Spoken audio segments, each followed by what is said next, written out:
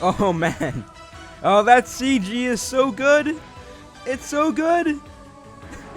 It's like bad Canadian 3D animation, like that Donkey Kong Country cartoon, or like Reboot, or like the 90s Voltron. Hey, we're playing Dragon Ball Z, The Legend on PS1, which a viewer of my Ultimate Battle 22 video recommended me, and this game is actually pretty damn interesting. I never knew of it before. Obviously, I'm playing the Japanese version because I had to. I imported the Japanese version because it never came out in North America. And I gotta say, this game has impressed me quite a bit. Mainly in its presentation.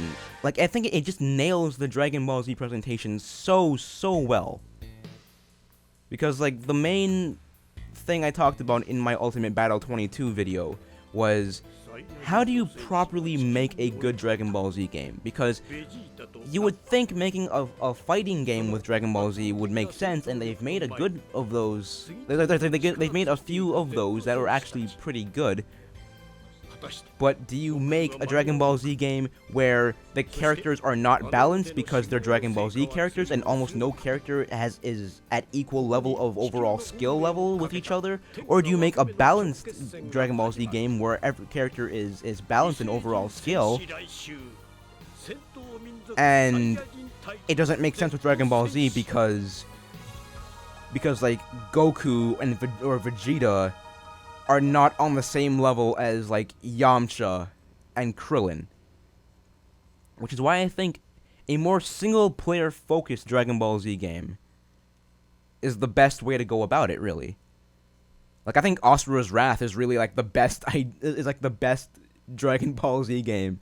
But the best Dragon Ball Z game that's not called Dragon Ball Z. This game is actually quite similar to a Dragon Ball Z game that came out recently. Screw Krillin. I just want to use these guys. Krillin's not fun unless like he's gonna use like Destructo Disc or something. I don't care about Krillin. But this game is very similar to Dragon Ball Z Battle of Z, which is a terrible title. Like, I mean, like, literally the title, like, Battle of Z, I think is just a dumb name. But it has like the choose multiple characters and your meter at the bottom that you have to fill up to use like your big special move thing.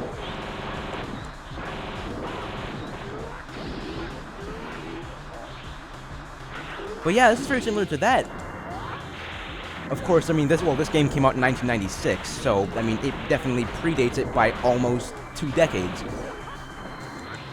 Now, there are a few things that I really like about this game. One is the simplification of its gameplay. So, as the camera rotates, actually, you know what? Oh, I know the meter filled up way faster than I expected it to. So let's watch the presentation.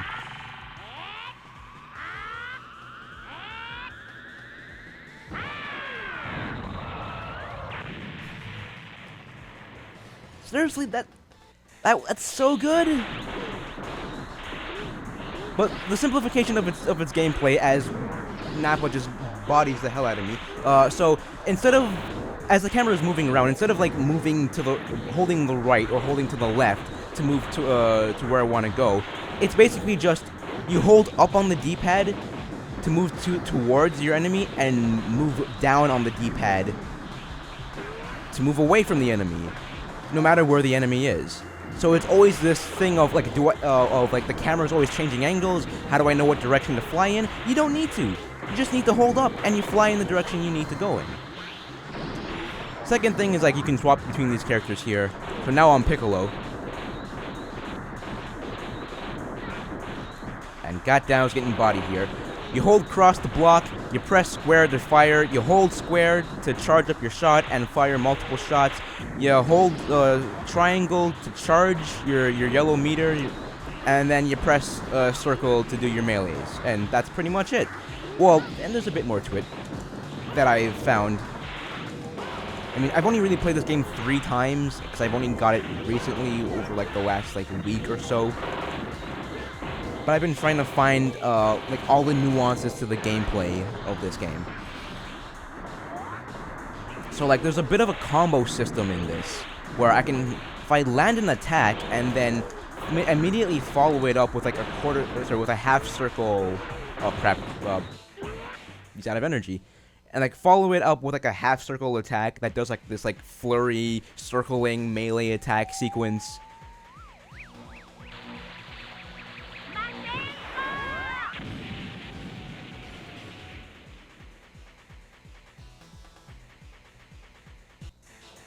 And then, like, after you finish that, like, sequence, let's see if I can actually, like, at least start it. Holy crap, I'm getting destroyed here.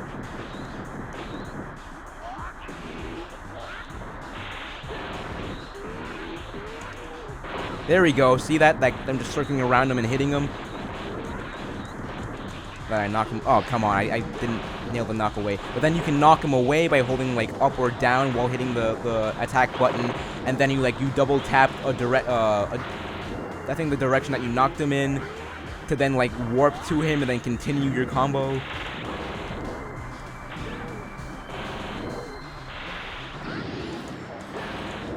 And of course, as you see, like, every time I fill out the meter, the power balance, it does, like, a special move that will actually do damage to Nappa. Because, like, doing normal attacks will not do damage. What am I doing here? I need to be switching characters more often here. Oh, he's doing a Spirit Bomb this time. Which he never actually did this early in the series, but... You know, screw it. I like seeing the Spirit Bomb.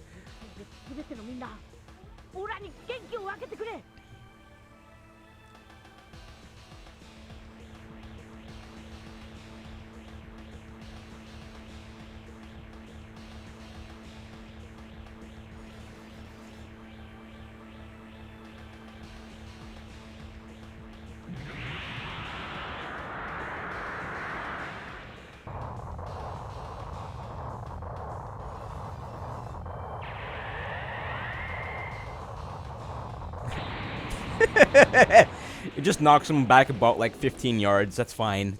Like, Spirit Bomb.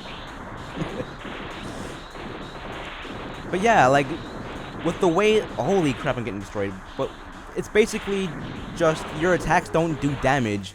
You only do damage when you do those special moves after filling out your meter. And if your enemy fills out the meter, basically because it's tug of war, your enemy fills out his meter, then he does a special move and does huge amount of damage to you.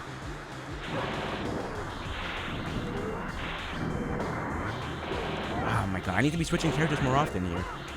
I'm gonna finish this one with Nappa. I mean, sorry, with Piccolo. I'm gonna finish off Nappa with Piccolo.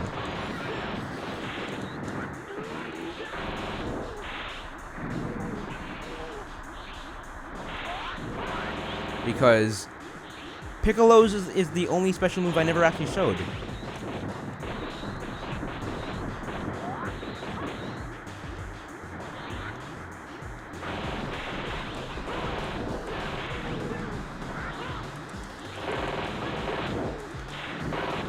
There we go.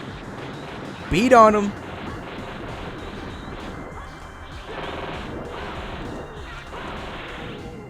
Here we go.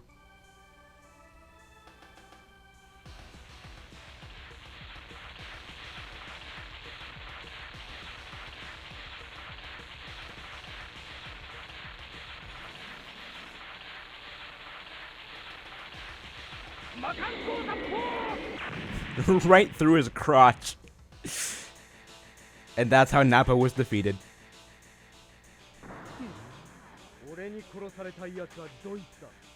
Our new challenger has arrived. But yeah, in general, just I'm very impressed by the presentation as well as just like how well they actually simplified the controls here.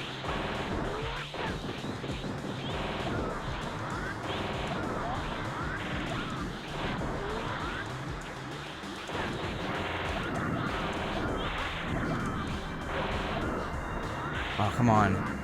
Like, I think, like, really, if there's any gripe that I have about this game,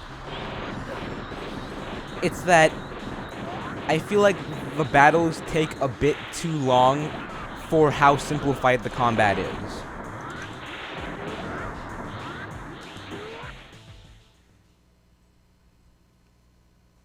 Because it can very quickly just feel like you're doing the same thing over and over again, which you are, and it's perfectly fine to have like basically a repeat gameplay loop like that.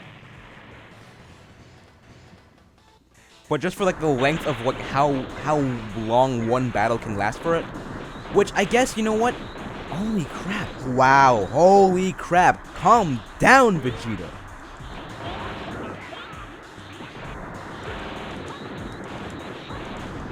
Which, you know what, some of that may just be just my inexperience with the game, and just if I learn to land these combos properly, or at least longer versions of these combos, maybe the battles go by way faster.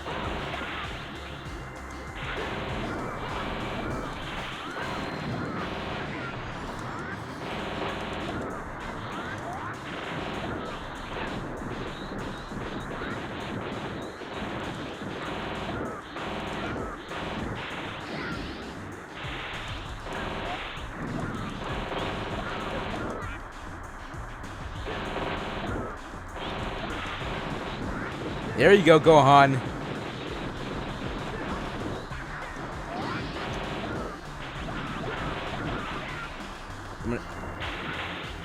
Who should I end this with? Gohan? I'll end it with Gohan.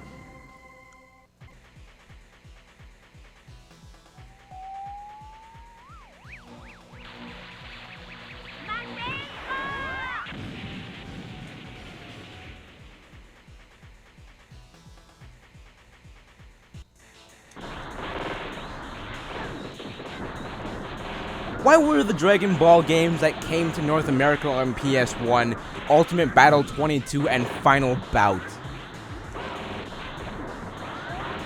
When you had a gem like this.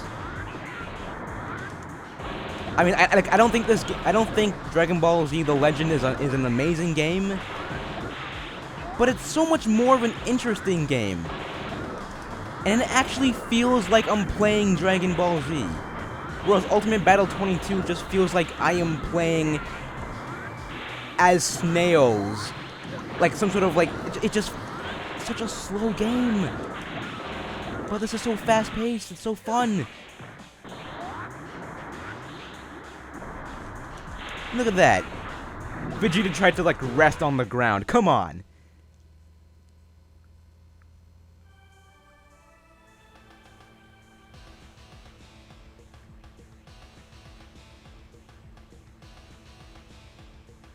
You know what? Spirit Bomb is the best way to end the battle. I don't know if there's some sort of predetermined condition that allows it to choose between the Kamehameha and the Spirit Bomb, or if it's just chosen at random by the game.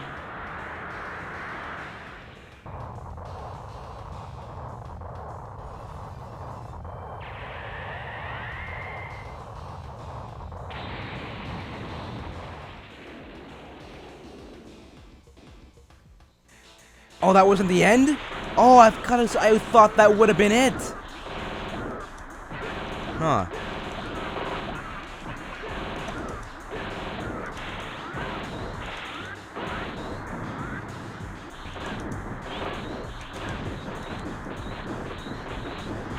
Holy crap. So, there are about 2 or 3 things that that are holding me back from actually being good at this game.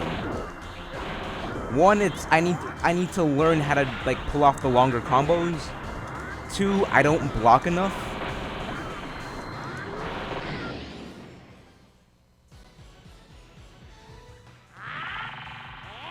And 3, I'm not switching characters enough. I keep hitting this point where I'll accidentally burn the energy of one character and just completely forget to switch.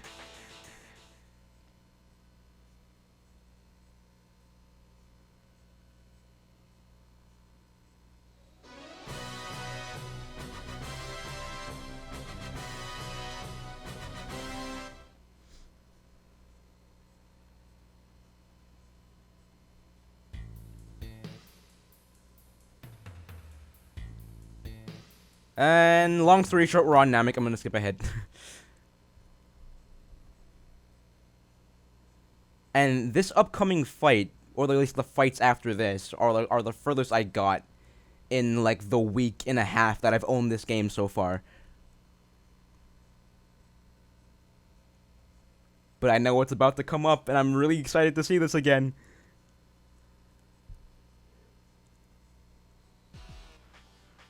Let's chain him, and then let's get rid of Krillin, and let's chain these guys, and let's go all Saiyans.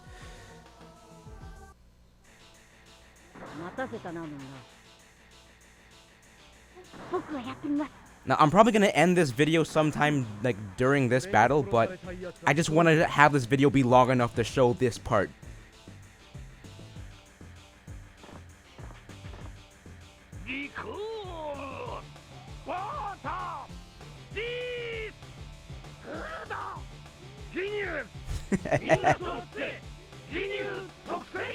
It's so good! Oh my god, that's so good. Why did North America not get this game? I mean, I think this game came out in Europe on the Sega Saturn. And that's the closest we got to like an English version. Which I don't have a Sega Saturn.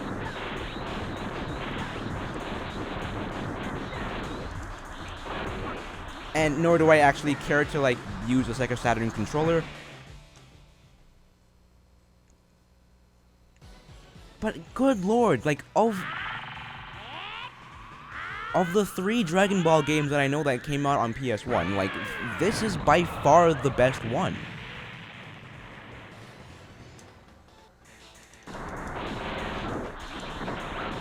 So I've basically shown pretty much the basis of this game, but since I have a new character in Vegeta, I'm gonna keep going in this video until I get to show Vegeta's special move here. And I think I'm gonna end it at Vegeta's special move.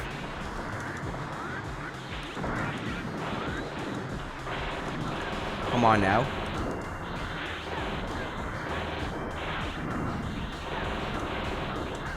Since it's the only one I haven't shown of these characters. And for some reason my camera just turned off. I'm not sure what the hell happened there.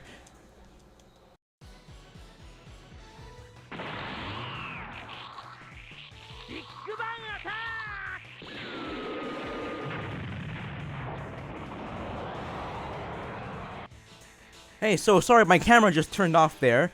I guess the battery died there, but hey, that's Dragon Ball Z: The Legend. I think also known in Japan as I tried to read this, Idainaru Dragon Ball Densetsu. I don't know Japanese. But hey, thanks for watching. I've been your World Heavyweight Champion, your incomplete World Heavyweight Champion. Of course, accidentally kicked the mic. Of course, as usual, if you like the video, you know, click like, subscribe, comment below, and hey, I'll see you next time on Dragon Ball Z. I'm pretty sure I did that in my Ultimate Battle 22 video, I'm sorry.